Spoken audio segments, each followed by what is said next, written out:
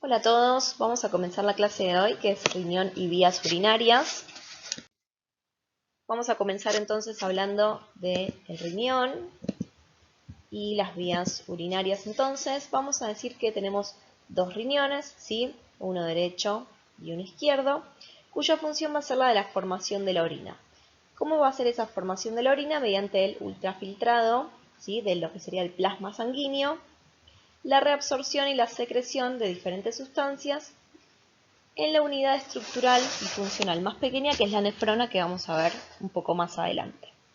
Luego vamos a tener las vías urinarias, cuya función va a ser la de conducir la orina desde los riñones, ¿sí? Acá tenemos a los uréteres, uno hacia cada lado, hacia el exterior, ¿sí? Luego esa orina va a ser almacenada en la vejiga y a través de la uretra va a ser eliminada, ¿sí? O expulsada hacia el exterior. Bien, vamos a hablar un poco de la ubicación.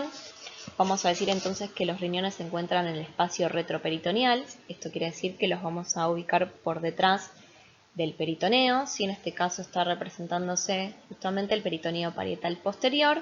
¿Sí? En esta imagen que les estoy mostrando, fíjense que del lado izquierdo se recortó, pero del lado derecho sí podemos observar a este peritoneo y al riñón derecho, ¿sí? Por detrás.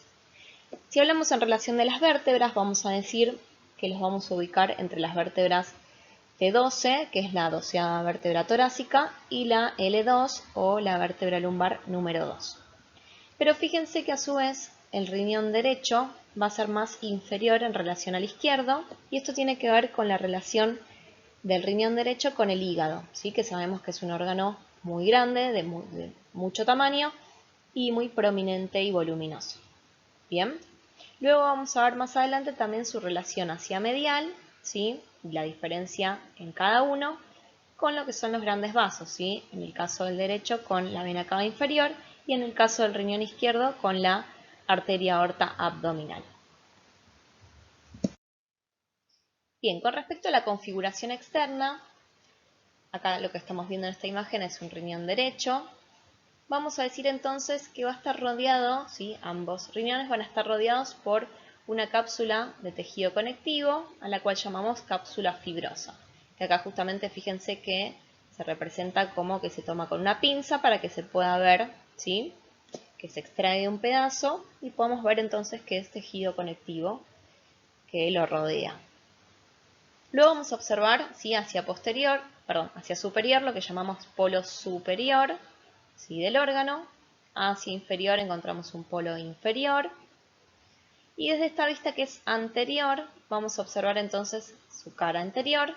Pero fíjense que acá lo representa como con líneas punteadas porque la cara posterior no la podemos ver, ¿sí? Pero sepan entonces que así como tenemos una cara anterior, vamos a tener una cara posterior. Luego fíjense que hacia medial encontramos un espacio al cual llamamos ilio, que básicamente va a ser el espacio entonces por los que van a ingresar o egresar diferentes elementos, ¿sí? A los cuales llamamos pedículo renal. Ese pedículo va a estar formado por la vena renal, ¿sí? Por la arteria renal, representada en roja, y más posterior, esto que vemos acá, que es una dilatación de diferentes conductos que vamos a ver un poquito más adelante, pero que lo llamamos pelvis renal, ¿sí? Esta pelvis renal se va a continuar con lo que es el uréter. ¿Bien? Vamos a hablar ahora un poco de la configuración interna, ¿sí? Entonces, en este caso el riñón derecho que vimos antes, en su totalidad, por así decirlo, acá sufrió un corte entonces coronal, en el cual nos permite ver entonces la configuración interior, ¿sí?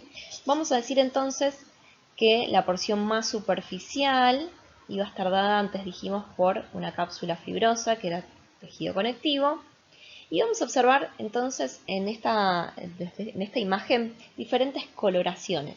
Fíjense que podemos observar un color rojo, pero en algunas zonas lo vemos un poco más intenso y en otras zonas lo vemos un poco más pálido, ¿sí? Esto tiene que ver con diferentes regiones que podemos ubicar, pero que está muy relacionado con la parte histológica microscópica, ¿sí? Que cuando lo podemos observar y ver desde una vista más macro, lo vemos con diferentes colores. Básicamente la región más superficial, ¿sí?, que les estoy señalando acá, va a ser la región de la corteza renal, ¿sí? Y luego vamos a encontrar diferentes estructuras como en forma de triángulos, las cuales vamos a llamar pirámides renales, ¿sí?, el conjunto entonces de esos triángulos que observamos, y que estas pirámides van a formar lo que llamamos médula renal. Fíjense que entre cada triangulito, cada pirámide, encontramos también zonas de la corteza que es como que ingresan o se meten, ¿sí?, dentro de esas pirámides. A esas estructuras las vamos a llamar columnas renales.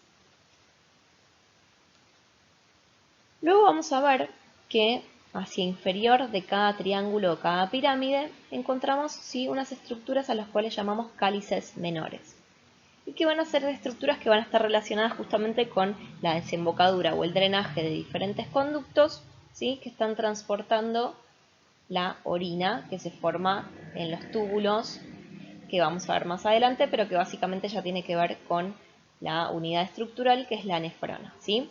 Entonces, hacia inferior entonces de estas pirámides encontramos los cálices menores, que a su vez van a confluir en cálices mayores. Fíjense que vamos a encontrar tres. Vamos a encontrar, acá le estoy señalando uno superior, acá le estoy señalando uno que está en el medio, ¿sí?, y otro más inferior.